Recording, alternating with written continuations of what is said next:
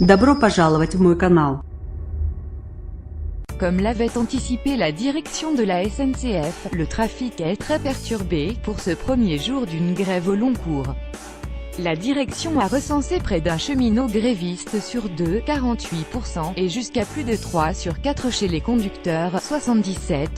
Les 4 syndicats représentatifs, CGT, UNSA, Sud, CFDT, s'opposent au projet de réforme du rail, qui vise à détruire le service public ferroviaire par pur dogmatisme idéologique. Selon eux, suppression de l'embauche au statut à la SNCF, ouverture à la concurrence ou encore transformation de la SNCF en société anonyme, prémisse d'une future privatisation pour les syndicats, sont autant d'épouvantail à leurs yeux.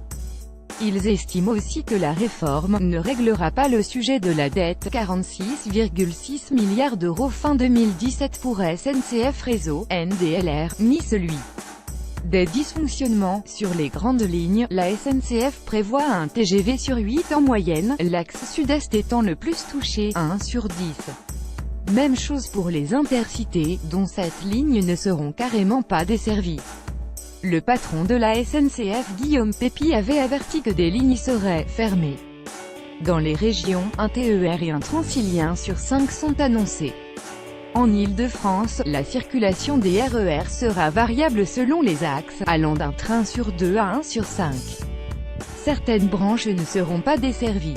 Mardi matin, la SNCF évoquait en Île-de-France un trafic conforme aux prévisions. Résultat, à l'entrée de Paris, peu avant 8 heures, 370 km de bouchons étaient recensés par le site citadin, un trafic exceptionnel pour cette heure-ci. Négociation sur le fond, gare de Lyon, à Paris, 4 gilets rouges de la SNCF Assistance répondent dans l'urgence mais avec calme au flot de questions posées par les usagers du RERD. Horaire des trains en main, Montargis. Je pense que vous ne pourrez pas y aller aujourd'hui, répond une agent.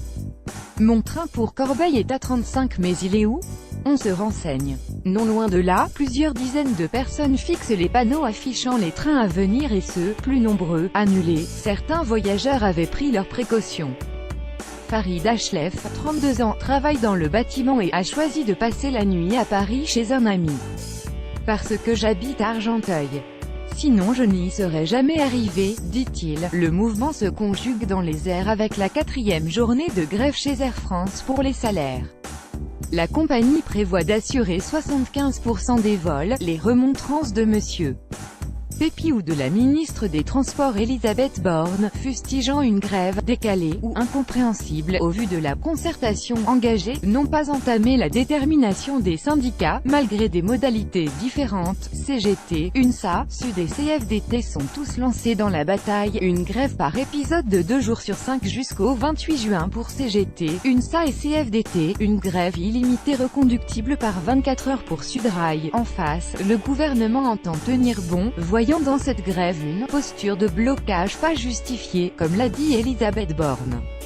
Entre 10 et 20 millions par jour, mais pour la CGT, première force syndicale de l'entreprise, le gouvernement et la direction seraient mieux inspirés d'ouvrir des négociations sur le fond. Dans Le Parisien, le numéro 1 de la CGT cheminot Laurent Brun accuse la direction de la SNCF de chercher la confrontation entre grévistes et non-grévistes. Dans Le Figaro, Laurent Berger, secrétaire général de la CFDT, a lui aussi appelé à la discussion.